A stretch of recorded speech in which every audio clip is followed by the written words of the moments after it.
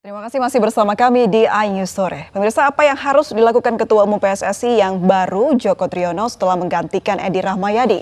Mampukah berbenah dan membuat PSSI berprestasi?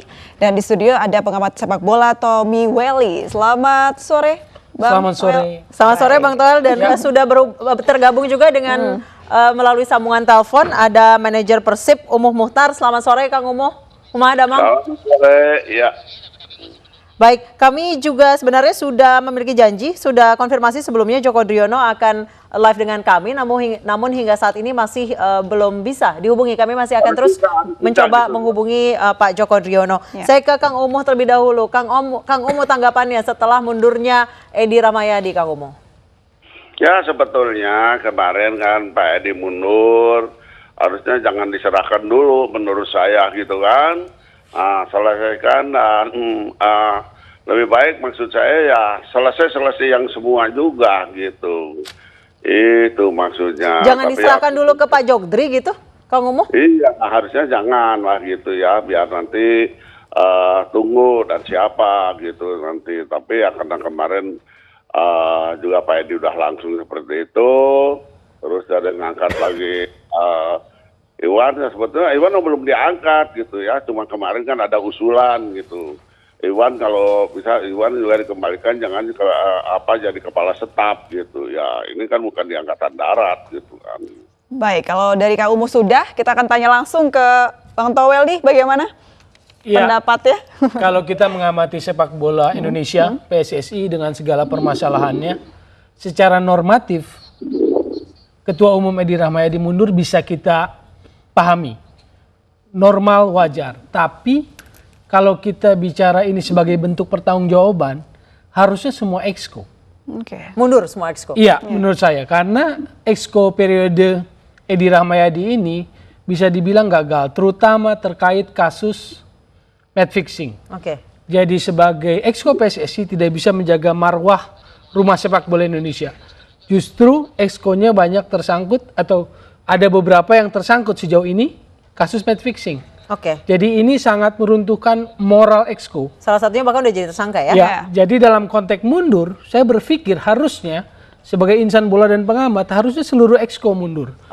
Saya ke Kang Umuh. Kang Umuh setuju kalau selain Edi Rahmayadi semua exco dan deretannya juga mesti mundur?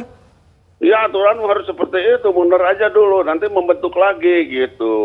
Jadi ada revolusi besar-besaran gitu Kang Umuh? Nanti kan jadi muka-muka baru gitu kan, di situ juga masih ada nanti kan paling bisa masuk lagi ya Yunus Nusi gitu kan, itu. Kang Umuh Anda tadi mengatakan yang naik lagi lah gitu. Kang Umuh tadi Anda mengatakan bahwa jangan diserahkan dulu ke Joko Driono. Memangnya kenapa Kang Umuh? Ya tidaklah, pokoknya semua orang tahu jangan muka-muka lama maksud saya gitu kan, itu aja lah. Ada apa memang Kang Umuh dengan muka-muka lama? Ya. Ada apa? Ada apa-apanya lah, semuanya juga tahu, saya tidak akan menceritakan mereka bagaimana gitu ya. Kemarin pun juga seperti Pak Edi pun juga bukan tidak akan berani untuk memutuskan waktu Persib dihukum. Cuma Pak Edi mungkin pun juga ada rongrongan orang-orang yang tidak jelas. Buktinya akhirnya mereka pun yang tertangkap begitu kan. Nah itu harusnya itu semua yang lain pun juga mendukung bahwa ini Persib tidak salah kesalahan seperti ini. Ya kemarin saja kejadian di luar negeri ya, sampai ada yang meninggal itu di dekat di lapangan begitu kan. Tidak cuma dihukumnya 2 kali tidak ada penonton.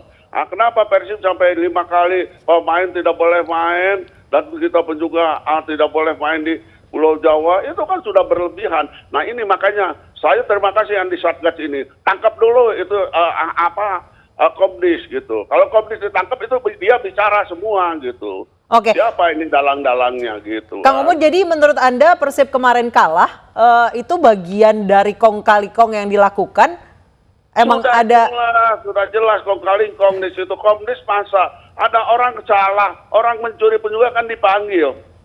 Kamu ini kesalahannya ini, kamu sudah diperiksa sama kepolisian dan ini kamu sudah tanda tangan dan ini kamu di pengadilan bahwa kamu kesalahannya ini dihukum kamu 3 bulan gitu kan. Ini tidak dipanggil, tidak apa, terus ada denda uang itu dikemanain, kemarin belum diberitakan kemana tuh uang dendaan itu kan, dipakai apa, itu kan miliaran gitu. Berarti kong kali kong tidak hanya terjadi di Liga 3 dan Liga 2, Liga 1 juga kencang dong berarti Kang Omoh. Nah itu aja saya bilang, tangkap dulu ini Komdis gitu kan, Komdisnya aja, jangan diperiksa yang lain dulu, di situ kuncinya. Baik, Bung Jangan Toel. wasitnya dulu, tangkapnya dulu Komdisnya. Kenapa memberikan hukuman seperti itu?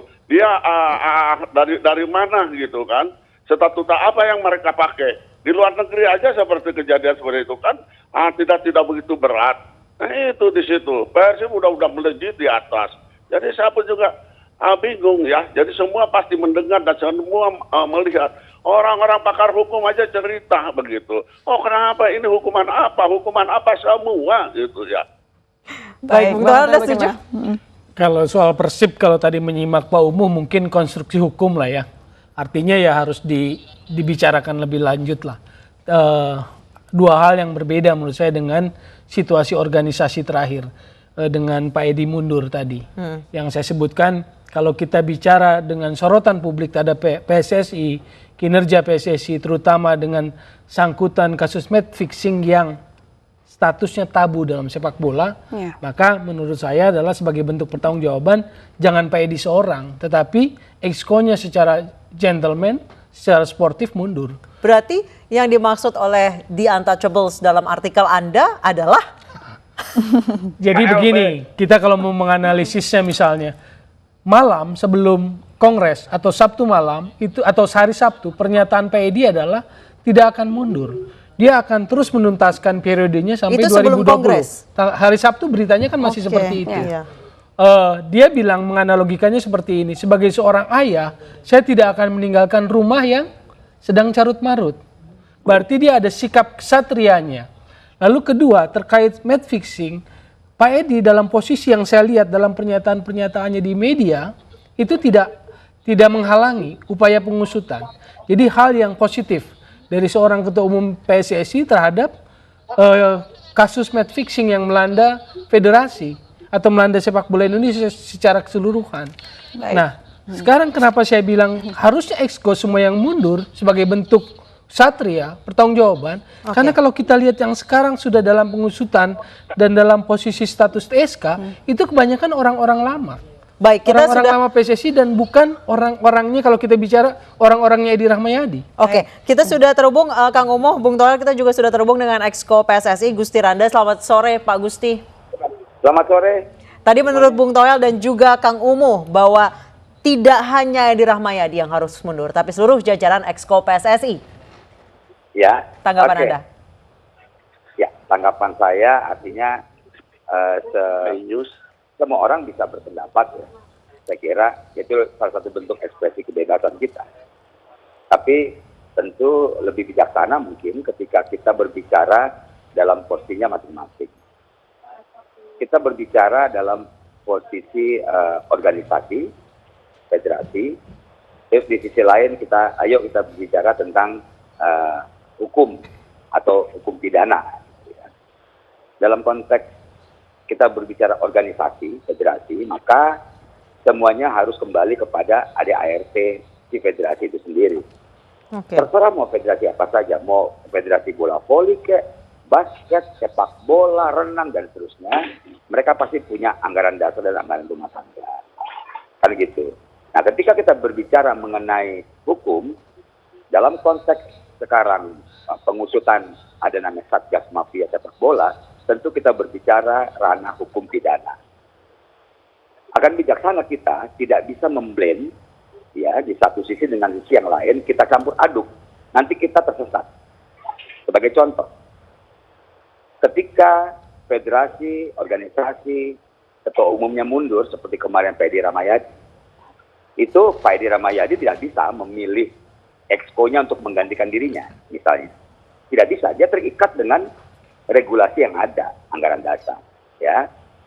Bahwa wakil ketua umum yang senior diangkat menjadi PLT ketua umum, katakanlah lalu kena persoalan gitu, sehingga ditetapkan sebagai tersangka, itu lain hal.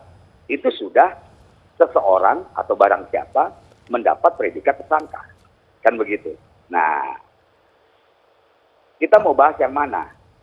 Sah nggak pengunduran Edi Rahmayadi lalu memberikan kepada Joko Driono? Sah apa tidak? Saya kira dalam konteks regulasi federasi itu sah. Itu sah. Ya, karena dasarnya ada.